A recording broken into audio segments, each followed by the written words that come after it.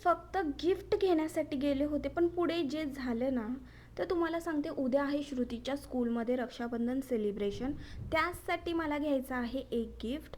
आणि सरांनी सांगितलं की 50 रुपयापर्यंत घ्या, पण 50 रुपयापर्यंत मला एकही गिफ्ट आवडलं नाही. म्हणून मी हे 2 गिफ्ट घेतलेलेत. आता 2 कशासाठी तुम्हाला सांगते. एक, उद्या श्रुतिकला जी त्याची छोटी बहीण त्याला राखी बांधेन तिच्यासाठी एक, आणि एक त्याच्या स्वतःसाठी. त्याचं कसं आहे, मग मम्मा मला का नाही घेतलं, मला का नाही घेतलं असं करेल, म्हणून मी त्याच्यासाठी पण एक घेऊन टाकलं. आणि मग गेले ना इथे राखी घेण्यासाठी. आणि मस्त इथे स्टॉल लागले तर बघा राखीचे. मस्त तिथून मी 3 राख्या घेतलेल्या आहेत. आणि राखी घेतली आणि मग गेले मेहंदी घ्यायला. मेहंदीचा पण एक कोन घेतला मी, आता बघू कधी काढते मेहंदी मी.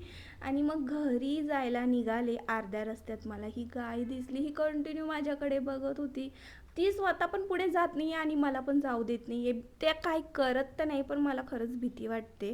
मी तिच्यासाठी 15-20 मिनटं तिथंच एका जागेवर थांबले होते. ती गेल्यावर मग गेले. आता हा सकाळचा व्हिडिओ आहे, खरं सांगते. हे ना सगळे गांडूळ ह्या पाईपाच्या ह्याच्यात नाही येतात. ते मी अक्षरशः आता ना, मला ह्याच्याबद्दल काही बोलायचं नाही. मी खरंच कंटाळले बोलून बोलून.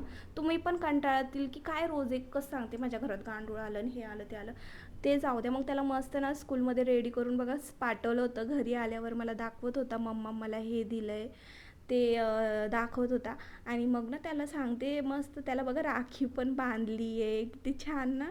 आणि त्याच्या हातावर मस्त टीचरने ना एक छान असं मेहंदी पण काढले, फूल काढलं एक, मला दाखवत होता तो. आणि खूप सुंदर दिसत होतं माझं बाळ आज. आणि जेवणामध्ये मी आज ना फक्त दालचा केलता, आणि तो पण साधा दालचा, चिकनचा नव्हता. आणि जेवलो, आणि असा होता ब्लॉग.